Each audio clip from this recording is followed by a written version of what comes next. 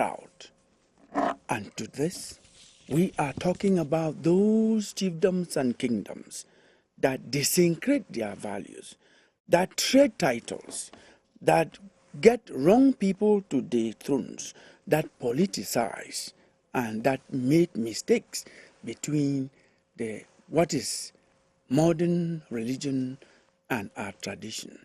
And on Press R today, we are going to attempt to answer this question in our debate.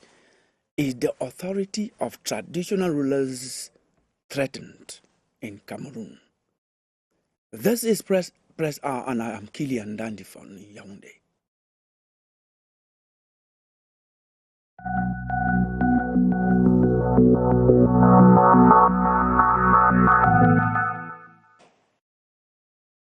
Ladies and gentlemen, you're welcome back. We're not going to waste any time. Our topic today, for a reminder, is the authority of traditional rulers in Cameroon threatened? And we're not going to start without introducing the panel. With us, we have His Royal Majesty, Seseko Dr. Eyongta. He is the chief, the legitimate chief of Fotabe. We are pleased to have you on our set, Your Royal Majesty. Thank you, Kilian. You know, when you call us, we know that it is for serious matters. And I'm here because we are discussing something very sacred for Africa and Cameroon in particular. And only people like us who incarnate that institution are supposed to be here to talk, in addition to those you have called to give their opinion, because without them, we have some lacune in our authority. So it's a pleasure to be here, and we hope we'll be edifying to the questions you have to ask. Thank you so much, Your Royal Majesty. Those who know you expect so much from you, and those who do not know you, I bet you, ladies and gentlemen, he is made of very hard substance.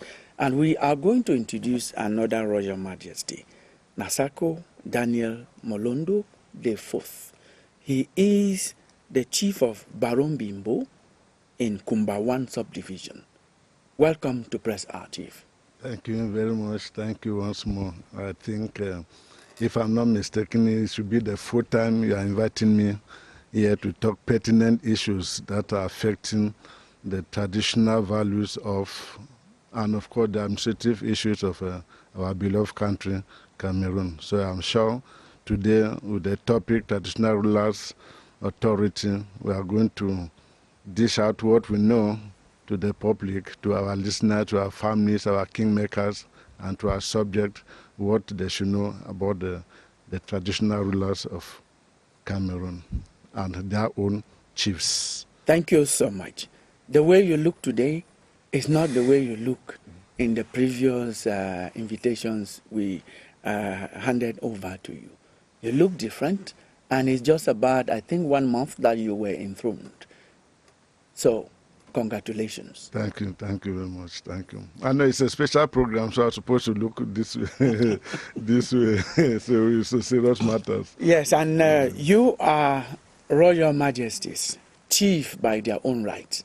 We also have people from the civil society who are very much versed in culture, and that is why we invited Ernest Akwofor, who is civil society actor, who is also someone, even from his dressing, and it's not only on Press R. This is how he looks. He is so close and so closely knitted with his culture. You're welcome, Ernest. I'm flattered, Kilian, with that description. Thank you very much. I have to hail their Royal Majesties here present. Because, and those who are watching us from their homes? Exactly. Yes, I have to hail their Royal Majesties because like a cultural promoter, a cultural enhancer, when you are englobed by their majesties, there is security, right? So I feel honored to be on this set today to talk about this topical issue. And as you did say about Seseko, people are expecting to get much from him because they know he is a reservoir. The red feather I see on your cap, I know you did not just go to the market, bought it, and put it on. Do you have a title, traditional title?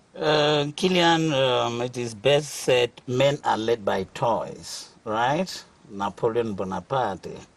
Um, it is not a crown from the gutter anyway. There are two others I've kept home because I never wanted to be so gorgeous again. Yes, what are the titles? It's not like having a title, but it's just like a distinction for the hard work I'm doing for my community. Okay. But who knows, the title may be coming. Okay, thank you. That in itself is a title. Richard De Lajong is the publisher of the Herald Tribune. Richard also is, I don't know whether you are Prince, but I know you are so close to one of the fonts that still command respect in the Republic of Cameroon. Richard, you're welcome.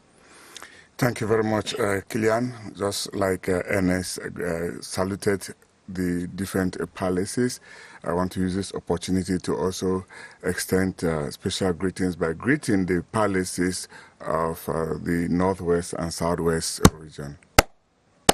Mbe. And like you say, I'm a prince. From the palace of Mancon. Yes, exactly. I wanted you to be the one to say that. Our traditional ruler, His Majesty Fon Fruasa Angwafo IV. And so just by that alone is already a title that is embedded on me. And if you look at the dress I'm putting, if you look behind, you will see there is a sign there. And it is not everybody who has a dress, who puts on a dress with that red sign on the back. It is meant only for some particular group of people, and those are princes and princesses. And if you are given, then it's given as a title within the fandom. And that brings me to the fact that we're here to discuss very important issue as far as our tradition is concerned. I mean, that is exactly why I brought you, some of you who are traditional rulers by their right, and you who work with the traditional rulers in your place. That the topic is, you're going to tell us why are you sitting and watching the traditional authority of our traditional rulers depleted. Now, before we get into that debate, we have to go through the newspapers. And Yoti Kalalisonge read the newspapers for Press Hour this week.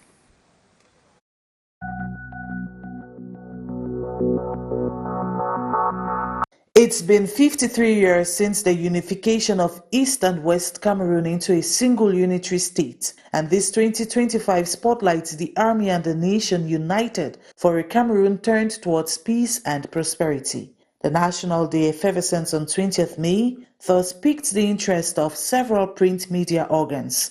To Cameroon Insider, it was a show of majesty and might. The paper alludes to Cameroon's rich cultural heritage and military prowess. Cameroon Tribune talks of national unity upholding togetherness, while The Voice captures scenes of the feast in Misaji and Menchum, both in the Northwest region. The Herald Tribune, for its part, gives an overview of the celebration in Donga-Mantung Division, whilst the Guardian Post reports on the twists and turns of National Day in Fako Division, southwest of the country. The Dawn, however, thinks the 53rd National Day was celebrated in pomp in the southwest region. Cameroon Echoes narrows it down to Bamuso and Ikondo Titi, but continues to state panic within the CPDM owing to the massive turnout of SDF sympathizers, a remark which in no way prevents the Kumba City Mayor from being recognized for his outstanding services. An acknowledgement happening at a time when volcanic times indicates that hope looms in Moyoka. Breaking news makes it a point of duty to enlighten readers on what a unitary state and national unity entail.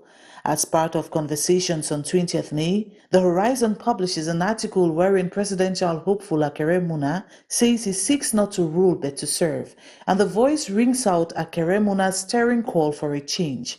The 53rd Unity Day was as well a moment of communion. The newspapers report that more than 10,000 persons were at the reception at the Unity Palace. This set the pace for the Ruby Jubilee of the Presidential Guard. In news on the economy, Cameroon Insider takes a closer look at the Kribi port that has generated 1.2 trillion CFA francs in 7 years, at a time when Cameroon Tribune is apprising the readership of the state's drive for better transparency as far as public finance management is concerned. Concurrently, the publisher and editor-in-chief of Time Watch Global magazine, Professor Victor Nguchio, unveils the content of the quarterly. This maiden edition focuses on import substitution through increase in rice production. It brings to the limelight the government's import substitution drive, amongst other ventures intended to boost Cameroon's agro-industry.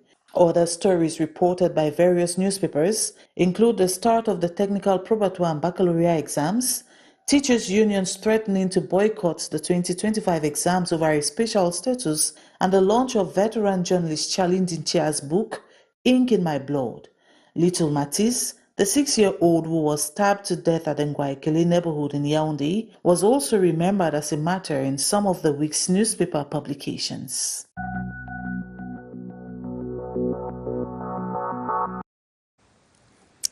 Thank you so much, Yoti Kale Lisonge. Ladies and gentlemen, this is Press Hour, and we are broadcasting live from Studio 4 of the CITV Production Center at Balatu in Yaoundé. Our topic of debate today on Press Hour is the authority of traditional rulers in Cameroon threatened? I'm not as old as everyone who is watching us or who is around here, but what I know is that I grew up in a village, and we could spend 2, 3, 4, 5 years without seeing our king, our fun, I would call it in our local parlance. Today, it is not the same. We are not saying that we should go back to the archaic kind of life because our funds are living in a different kind of world. But our wish is that even as they get into modernity, they should carry along the dignity that goes with the traditional authority. That is all we expect. That is all we want to talk about today on Press Hour. Richard there has been going through some of those instances, some of those examples that actually show that the authority of our traditional rulers is being threatened. And I want to give you the floor now, Richard, to tell us what do you think about that, and then give us some of the examples that you've brought to the table. Thank you very much, Kilian, for the pride of place. Yes, I think of recent, so much has been going on the wrong side concerning our different chiefdoms across, especially the northwest and southwest regions, and to an extent in some of the francophone areas, where we find chiefdoms that are being threatened either by elite or by the administrators, whom we think, are supposed to, work in collaboration, because, like we say, traditional authorities are auxiliaries of the administration. That means, they're able to, take from the population to the administrator, and from the administration back to the to his subjects. But what do we see nowadays is that some administrators have decided to impose their own person, whom they want, whom they think they can, manipulate. Examples are abound. We have seen situations where a traditional ruler has been selected or voted, and you see again a civil administrator comes to write an order cancelling or dismissing the whole process for it to start again. Not too long ago, let me give you some examples. We saw in, there is a village in the northwest, in Tuba subdivision, Bafokum, who recently enthroned the traditional ruler, and 2 weeks or so later, the SDO comes back with a prefectural order asking the divisional officer to go back and the whole exercise retaken.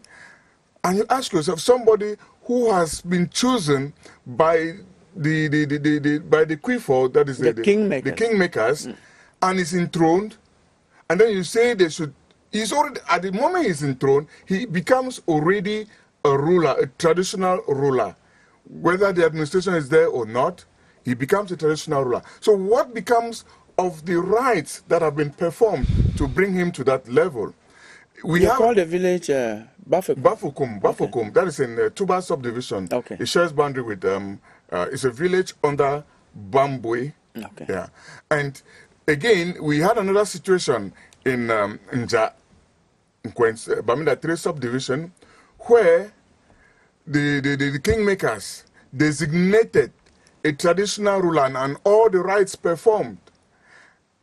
Weeks later, the DO comes in with another, with a sub-prefectural order, cancelling the whole process, and because somebody is challenging that the process. Somebody, I mean, probably because of his money, he wants to use it now to challenge the process. And we think that there have been cases where people have assumed the throne when it was not supposed, when they are not supposed to be the ones. And the consequences are always there. There are cases like that, and it is not the responsibility, to say the least, Kilian, for our administrators. The fact that they have gone to Enam, I don't think because they have gone to Enam, they understand the tradition of every village in this country. Enam has nothing to do with this. Yeah, but let's just talk about administration. Yeah, but their administrators are from Enam, and they tell you,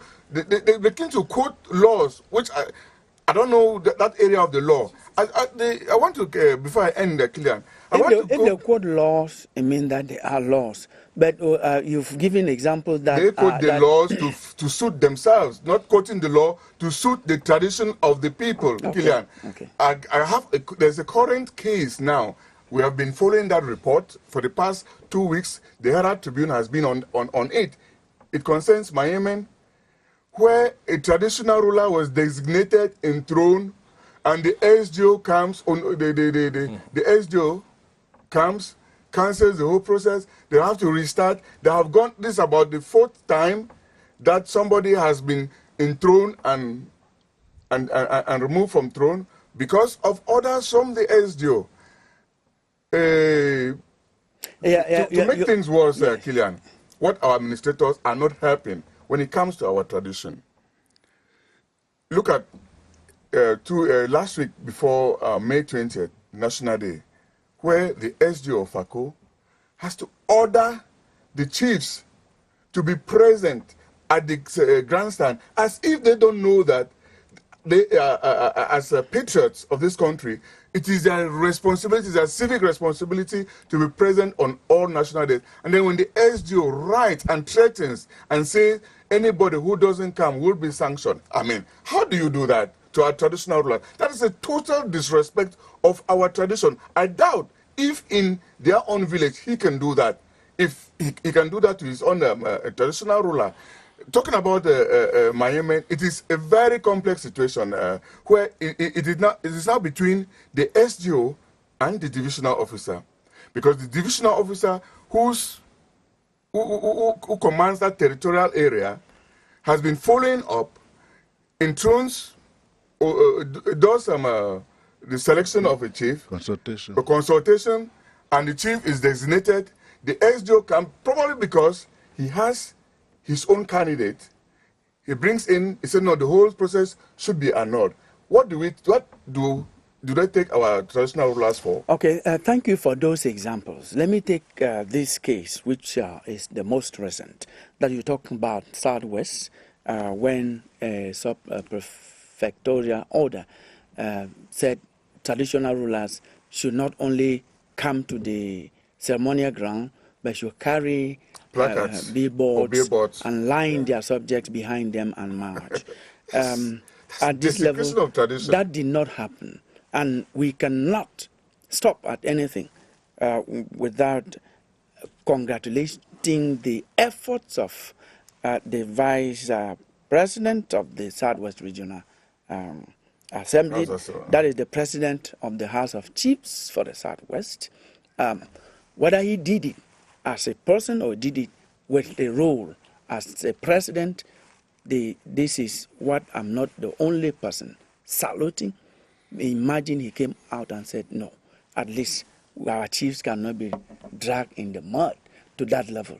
And probably because of his reaction, we did not see that happen. Yes, I want you to react to some of these things that Richard has said and the bold step that the president of the House of Chiefs of the Southwest took. Okay, we call it a bold action. Killian, it's rather an aberration, and it's not only their authority or authority of traditional rulers that is being eroded, but their physical presence too.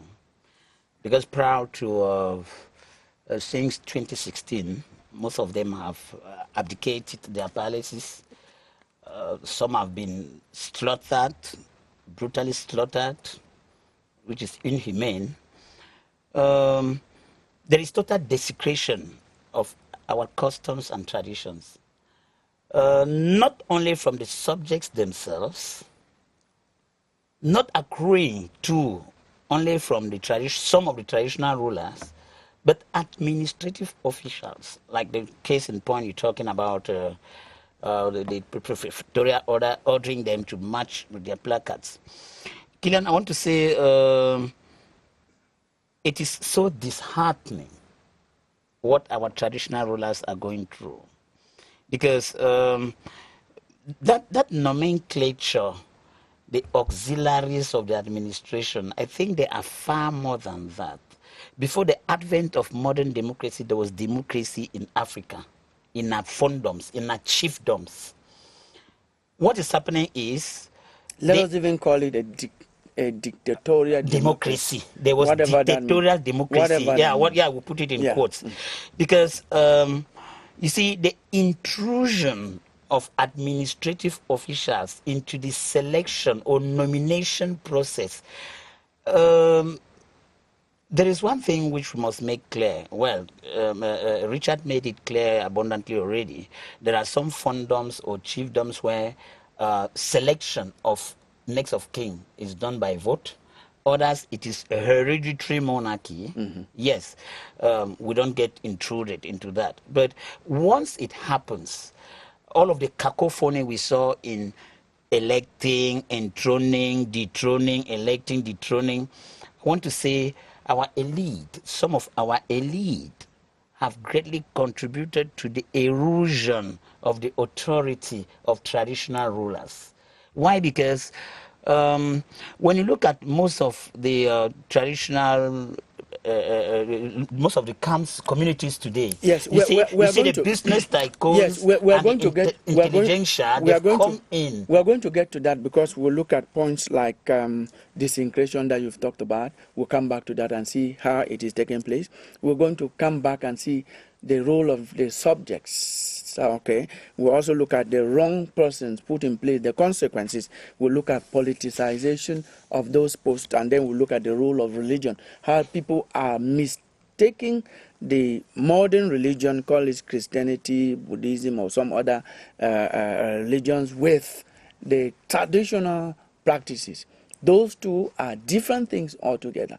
And then the chiefs will tell us exactly where the bottom line lies. Then we'll talk about the elites and then instrumentalization of those. So we'll talk about those things. For now, we are on appreciating the level of lack of respect, the threat that our chiefdoms, our kingdoms are going through.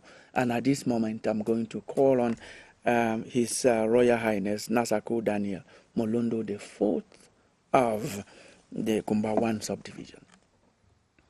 Yeah, thank you, Mr. Killian. Just as we started from the beginning, it's a very important topic to discuss concerning our traditional chiefdoms. You know, first, the situation of the Southwest is not too similar like that of the Northwest. The Northwest, I think they have their chiefdoms intact. if it is now that some people have started to do one or two things wrong, like Richard, then it's going to, it means it's a problem.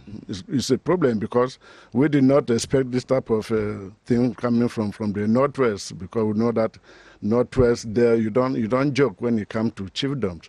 Those type of things occur only with us in the Southwest here, where when I used to say concerning administration, people said that I'm supporting administration. I don't support administration. But I want to say that we are the cause of what is happening in our administration. If the administration, if the Jews, as-Jews, are doing certain things to in our chiefdom, the Southwest, we are the cause of all those things. First, non-natives who reside in our communities want to become chiefs. Even natives, our natives who don't even link with the tradition, who don't live with the royal families, who are not members of the royal families, they want to be traditional rulers. Then the elites who think that with their finances they can come down and manipulate the divisional officers or SDOs, they want to take over chiefs. Nobody sees monies and refuses. Okay, so I don't support. I cannot accept the fact that the administrators are the problem to the chiefs in the Southwest region. We caused them, because if they take advantage of our infighting, like the recent issue of FACO, why is it only FACO? That no SJMM wrote a letter. Kupemanugba, nobody wrote. Manu, nobody wrote. Libya, nobody wrote. Why only FACO? It is because most of the administrators have realized that the FACOs are fighting. And so they are yes, it's current, constant. So they are capitalizing on the confusion, the problems, the infighting of children in FACO. That's why they're coming up with all those letters that are coming. Like the recent one. If the SDO wrote that all the chiefs should be in the field, whether I say they should march, I would not heard about that.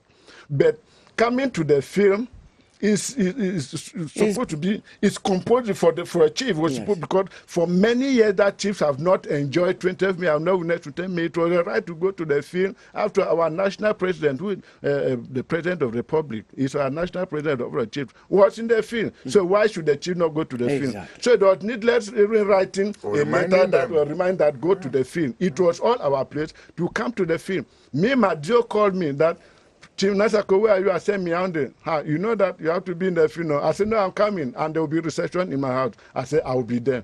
So I left Yaoundé without web security or whatsoever. I was in Kumba. Yeah? So it was a pleasure that you have to be in the field. The divisional officer, chief have to be in the field to commune with the people who are coming to march, their school children, to after that they go and sit with them. It's 20th May. We have not been enjoying 20th May for long. That the government send money to do. I think this one was even peculiar, that divisional officers prepare food in their subdivisions. In Kumba, it happened like that. I saw the SOMM giving plates to, even prisoners came and ate. You are sharing, giving plates. Senior divisional officer of Meme was giving plate to prisoners that people should eat. It's 20th May. We are back. Life Kumba is back. So everybody. So if those in FACO, as the Edo wrote, whether they should march or placard, and if they did, I want to say that. Well, they didn't do. We are not going to capitalize on that. They didn't do. We mean that they were effectively present. Yeah, the presence, as he says, or that it is their place to come. Right. Even as August guests have a particular prestigious place to sit in the grandstand. So it was good that all the chiefs were supposed to be there and enjoy. But if I thought the Ezra made a annual clause in that statement that they should march with placard, it may be those who were like fighting to be chiefs who wanted to march. The governor made that statement in the previous year. No, that statement, that is why we are saying that, Mr. Killan, the governor, you see, sometimes when this crisis started, any statement that is like coming from administrators, we take it very harsh. But if we reason critically, we realize that those statements were not, like the governor said that during the war, some years back, that parents should keep children are like dogs. Parents keep your children home. He did not mean that children or threat or not threat are dogs. Okay. He said that children are like dogs. Yes. When one barks anywhere, the other one whoa, everywhere, like Okay. what is happening in my compound. Okay. So that's what the statement was advising. It's the people good that just took it that he has a beautiful dogs. It was not like that. Truly, you have clarified something that was is not like still that. reverberating from the wrong interpretation. Thank you very much for that clarification. That you have to keep your children. Yeah, keep your children, Protect them. protect them from whatsoever. That's why he made it. He made something like that. But people took it because we were out of crisis that he has abused Northwest Thank you. as dogs. Meanwhile, Thank you. it was not like that. Thank you for just like what the Ezra said. It may be the Ezra might meant that. Seeing that many want to be chief, they are fighting to be chief. Okay, if you want to be a chief, you want a prefectural order, go and march. It was like a trap. That's how I reason it. That it may be if they want to make black because you can't my office that you want to be a chief when kingmakers. It's not an interpretation. I'm not trying to look at it in my own way. That's the wrong way of looking at it. He's giving an interpretation. No, it's the wrong interpretation. Yeah, it might be wrong, but I don't think the SJO will come and tell the chief to go and march. How can you take a whole chief of Batoke who I know to go and march? You take Chief Etenamunono of Great Sport to go and march. You take the paramount chief of Bako Nboya to go and march. You imagine. So those if you just made the statement, those respectable yes, they will not. And they did not. Maybe yes. And then they did not. We were happy. So we are happy. why was we're the need of happy the sanction? We're happy. That if they are not there, there would be sanctions. No, none of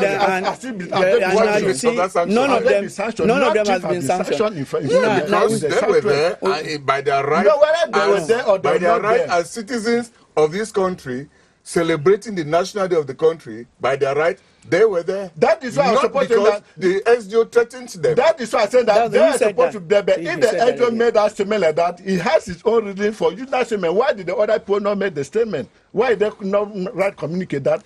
Do you supposed to come to the field? No, Meme SDO did that. You know, if it was not even an order from the government, if it is the government order, it may be our minister at the time could have passed the message down to the governor. The governor could have announced it. But why only FACO? So there must be something particular that we have to reason out. We don't just take the statement. The Ezra said that chiefs should go and then we put it like wildfire because we don't want to hear any good statement coming from administration. It's not correct. Thank you so much. We are going to move this debate forward, and I'm going to turn to His Royal Majesty Siseko Dr. Eyong Ta, who is the chief of Fortabe village.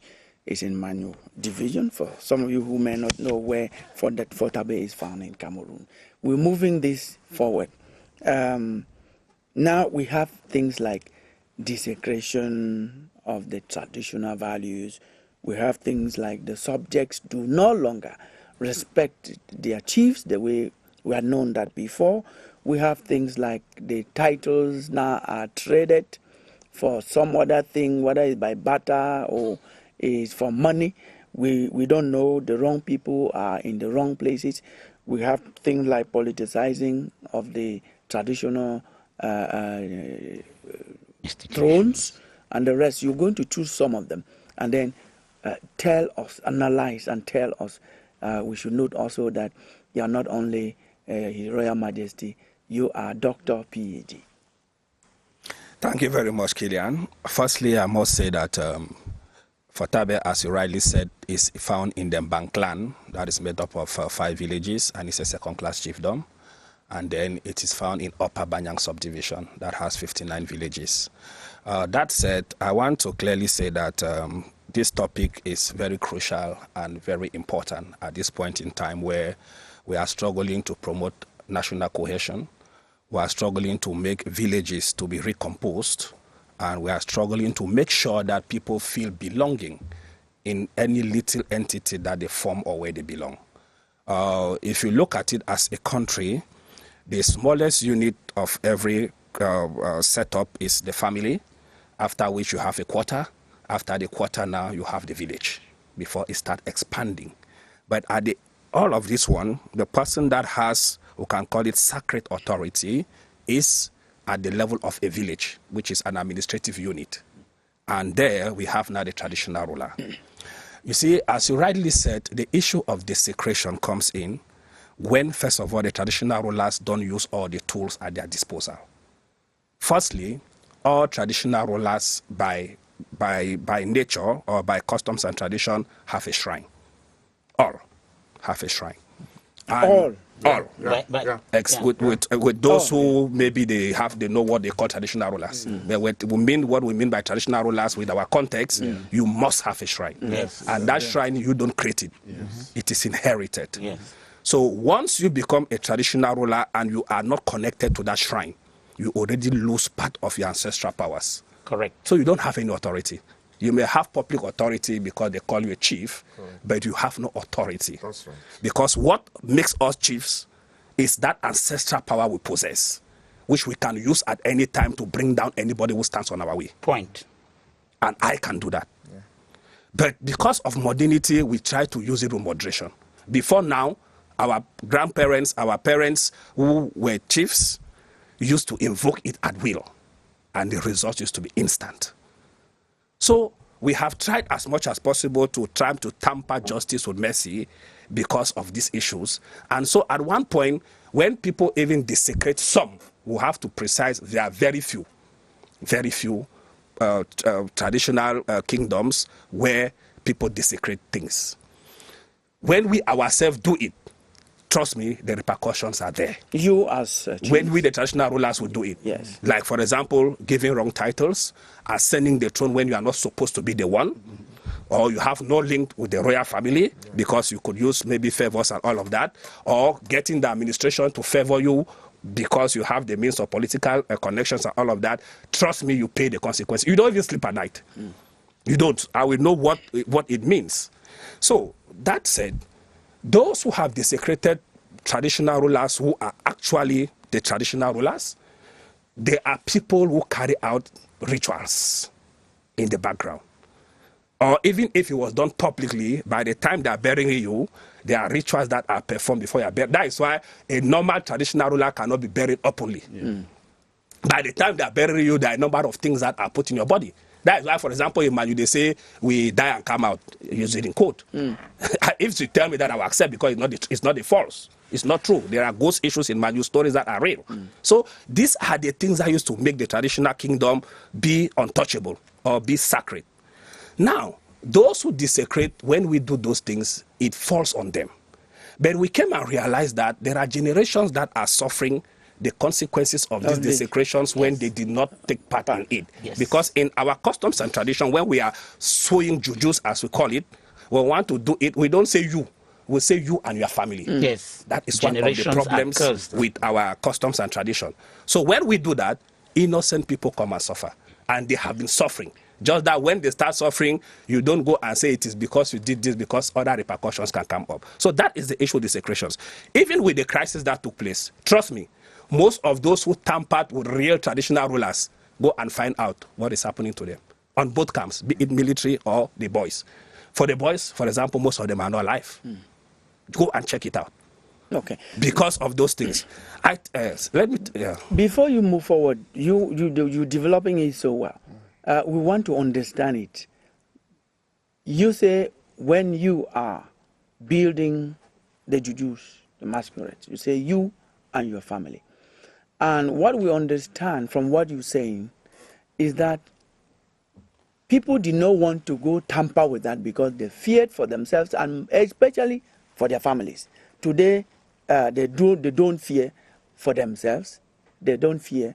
They don't protect their families. And that's why we have innocent victims. That's exactly, if I understand you well, what's happening. You are very correct. You are very correct there. And that is why I added that sometimes we try to avoid invoking those spirits as we used to do before, because today sometimes our relations or children take us to areas beyond our imagination. For example, in marriages. You could have cursed a certain family because an individual did something sacrilegious to the kingdom. Then tomorrow, your child, grandchild, or whatever gets entangled with that family and you have to say no to it. Before it used to work. because they know the consequences. Today they will tell you, you cannot stop me from getting married to my wife or to my husband, and they go ahead with it. And then it turns around, and the family that is now married to that family start inheriting part of that curse. So that is what is holding us back to invoke sometimes those spirits. And that's why we brought up that point of desecration of the traditional values, authorities, or shrines. Because as we speak, you're supposed to let those who suffer be known to the society so that they don't say, oh, that one did this and nothing happened to them. So there should be communication at that level within your communities so that people should know that they are still working. Yes. The next one, yes, Richard, on that point, he has to develop some of them. Kilian, I don't think coming out to announce, by tradition, if you live within traditional circles, you should know the consequences of certain things that you do within your village. You should just know that it's automatic. So it is not something that they have to come and announce that if you do this, this is what is going to happen to you. I grew up traditionally, and there are certain things, there are certain days within the week that you don't go to the farm, you don't dig, you don't till the soil. And the people, you already know that the consequences that are there, you are not, nobody has to come and tell you. You have grown up and known that on this particular day, you don't till the soil. Maybe that's the day on which the spirits of the ruler, of the former ruler who got missing, is moving. Or other spirits. Rulers. And so anything happens to you, you are now on your own. Now, you wanted to develop another one. Let's move to another one. I wanted to take another one. Yes. Take the issue, for example, of putting wrong persons in the stool, which is also one of the issues that make people to lose their credibility, or they don't even know what they incarnate. Yes. You know, first of all, before you are made a chief, there are rites that are performed to ask the ancestors whether the choice the designation precisely that has been made is right. It must be done. Even when the former king left a will on who has to be, since he has many children, there is always an additional ritual that is done to confirm, because it is not only him that has that decision. Now, when he joined the ancestors, he meets all the other kings that have left. So it is now, we can call it, it's a team. It is a team that works. And if you were a bad king when you ruled, it is assumed, and we know, that you are not in the midst of those kings who decide, because you are always kept out of that realm, that spiritual realm. You are not there. And we always make sure that your name disappears in process. That is a different story for now. So what I'm saying is that... Strategically. Yes. So what I'm saying is that when you put the wrong people, it means that customs and traditions were not followed. It could be because some kingmakers are bribed, and then they go in for that wrong choice. Along the line, those kingmakers start suffering certain consequences, or even the families where they come from, and we know that that is what is happening. We know. Because either the way they will die, either the way their children start having difficulties in era issues, but they wouldn't have seen it at that instant time because they did it out of that. Number two, that type of chief who knows that he is not an emanation of reality. He owes his allegiance to those fraudulent kingmakers and not to the ancestors who did not endorse him. Yeah, and possibly he's disconnected from the shrine. He runs away from the shrine. He doesn't even use it. Because he cannot even if he goes there, he knows the consequence, so he does not even use it. Okay. So those are, we call them public parading chiefs. Yes, and then you take...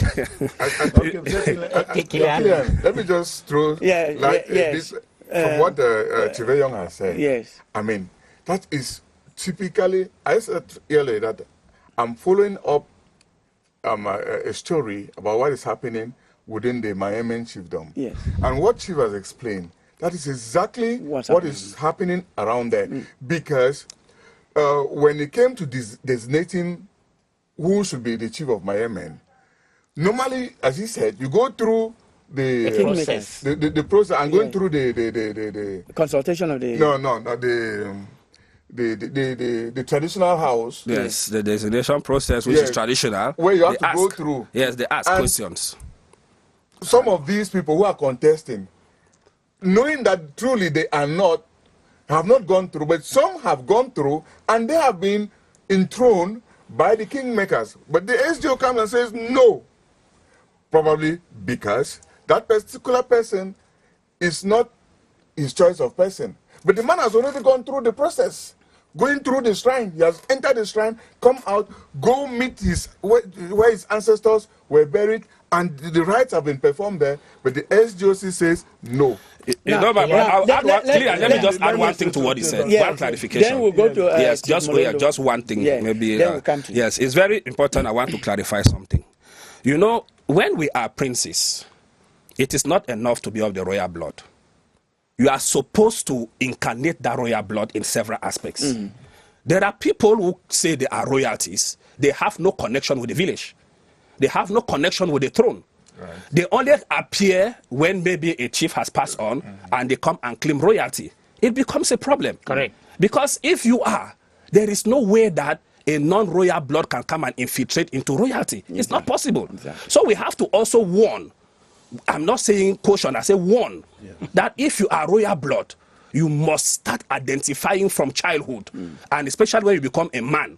Incarnate those things, let the people know you, so that by the time they say this is our chief, there will be very few dissenting voices. You will even also be spiritually fit. You will be spiritually fit, and then you get it. Where you create loopholes, you give room for those who are eyeing that throne to come in, and they come and use the different means. Yes, I will go to Chief Molondo. Yes. You will talk about this, and I want you, because you're talking about the wrong person. Exactly. When you took the microphone the first time, you made a very pertinent point of foreigners who want to be traditional rulers on the land. Actually, you will not be connected to what impossible. A chief, a young is talking about, because you are foreign. The land does not know you. It is traditional, so you have to be a son of that place. But that is not what I'm just saying. You said it earlier, and he's saying it now. The question I'm asking you, or to clarify, is you've been talking about being hereditary. It's not only in the Northwest. It's also in the South. I think that you are on the line of, that's the lineage of your great-grandfather, who they tell us about that. That is, it also happens in the South. Yes, it happened. Just as I said, we are all Southwesterners, so the culture is almost is the same. It is the same from the way he's talking. I'm the Molondo the fourth. My father was the third. His grandfather was the first, so I am the fourth. But truly speaking, if my mother was alive, I could not have taken over the chieftaincy, because my uncle started bringing me in to take over the chieftaincy at the age of 19. But my mother was refusing, because my father died earlier, because he was like trying to look at the situation. You know, where I will enter, where they will put me. So I too, because of education, I resisted until this time. So what I'm to say is that, just as he said, before you are selected as a chief or candidate to be presented to the DUM, those kingmakers, they are not themselves. The ancestors work on them. Because they sleep, they argue, they go to many places, they look at different families, they do many things, but their minds go this one. When they say it's this one, it is not they acting, the ancestors are acting on them. And that is the very thing that happened to me. We had 9 families, 9 kingmakers, all of them went to the door the very first day they presented me, and they made libation. Very good. So you have concretized what exactly. Chief Young was saying. Can we move forward? Yes. Let me give the room. Let me give the microphone to Ernest to react to what you are saying. He was so jittery to chip in, and then I'll ask him a question. Yes, Ernest. When I listen to what Sisiko said and what Chief said, my take home is, you see, with the evolving society, there are bound to be changes. And our cultures, any culture that doesn't evolve is supposed to die. But the evolution of the culture doesn't mean we should desecrate it. Good. This desecration comes in many ways. We talked of chiefs who do partisan politics. That is where one of the problem lies. Because you cannot be a chief or a fon, and then you get out into contesting an election with your subject. When the subject takes it over you, you never want to look at he or she in the eye. No. And then you see the intelligentsia. I don't know, most of them, some of them, please, some of them, when they return to their villages, I don't know whether it is written in their perception of knowledge that when they get back to their fondoms, they're supposed to hold chieftaincies, or they're supposed to rule the people. Because the close study I've done, when you look at some chieftaincies or some There is communities, nothing like that. Let me just ask you this question as a way of letting you maybe clarify your point. Do you know, in terms of politics, like you're saying, the power that a village chief or clan chief owns? If you know, then you will know why those big people from town want to go back. When they have money, Exactly. they want to come back. Yes. Now, yes, you're very right, yeah, you're very right, because you see the business tycoons now, too. with that said, Yes. I will ask you this question. Some of our traditional rulers and their kingdoms lose authority because they are instrumentalized. So what should they do in order not to be instrumentalized? What should be done is, we see of recent the government signed a decree giving them some stipends. Those stipends are grossly insignificant. You come to a chiefdom, the chiefs are here, they know what I'm talking about, where you have about 50 women, 150 children. You go and get that stipend. I don't want to pronounce the amount. Do you think they can live with that? It's incommensurate. So I want to plead on the elite of each community that they have to uphold their palace. chief, their palace. They have to make the palace be alive, but not exploit the powers of the palace, because some of them come there with ulterior motives. Rather, they should empower the king rather than take the powers of the king. Now, Chief Malondo, you're going to tell us, because I know you know, we've had some discussion before, does the modern religion have an effect in making the traditional authority lose respect or feel threatened? Just 1.5 minutes, please. Yeah, religion has contributed to... You know that our traditional practices also is our kind of religion. Yeah. Yes. So we are talking about modern... Yes, modern religion, like we said, the Bible, church going and getting all those prayers from pastors. When you go home back, you think many things. You see, so it has contributed in the authorities of the chiefs not performing exactly what they are supposed to perform in their various chiefdom. You know, again, some of our parents have died with some of those things. They did not leave them to all, because at that time people were small.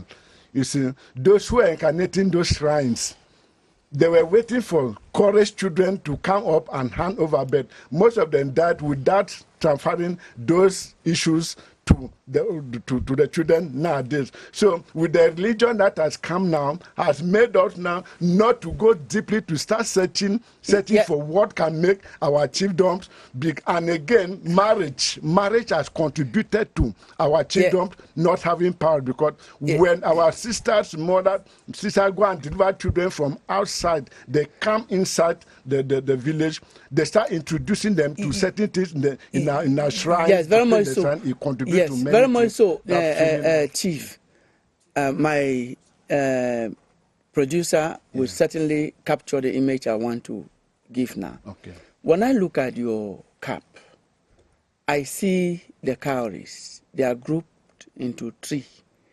And some people interpret it as God, the Father, the Son, and the Holy Spirit. we mean that that's the interpretation they give. Yes. That even our traditional society. So as you see, there are 3 here, right? Yes. Good. First, I have my ancestors. Yeah, just My father was there, and now I'm from the lake.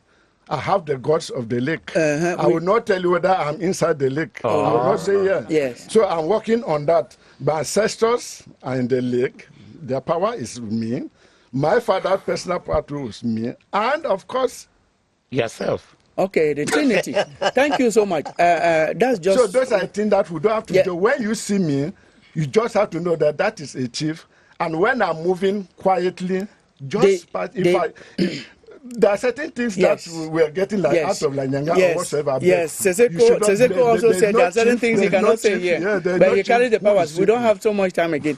Why I brought this is because, like Seseko Eyong was saying, our forefathers, each time they went to the shrine to evoke the spirits, they did that on the basis of justice. Justice Because and justice. if they're not just, it wouldn't work. It will not work, or it will backfire. Yes. There will be a boomerang. Now, that's why I was making allusion to the group of cowries, that there is a similarity in what they were doing those days and what we are doing today. It's just that, well, some of the practices are actually not in conformity with what Jesus came for. Now, the way out, the way forward, beginning with you, Seseko Eyong. Well, the first thing is that for a chief to be who he's supposed to be, the selection process has to follow customs and tradition firstly, meaning that the kingmakers do their work first, they take it to the village, that is supposed to give an approval.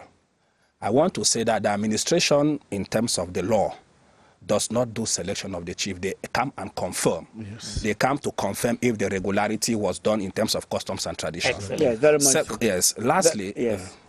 Lastly, I think that the chiefs have to wake up from the aspect of tolerance. If we want to get back the authority we have, we know that we own the land, we own everything that is there. We should use the powers that are within us, and we know how to use them. One word, Richard. Yeah, one word. Let our administrators stop creating new villages where there have been existing villages. They come inside because some of this confusion is because of the new villages that are being created. And secondly, yes, the House of Chiefs, which we have, should be given the full responsibility, full respect by whoever. Let us go back. Yes, it's okay. Our time is up. Our time is up. We will have time. Just to say, I can't let that go. It is in our constitution. The administration has a right to create, without disrespecting tradition, create villages, create regions, create some other places. One word, because Chief Elondo already.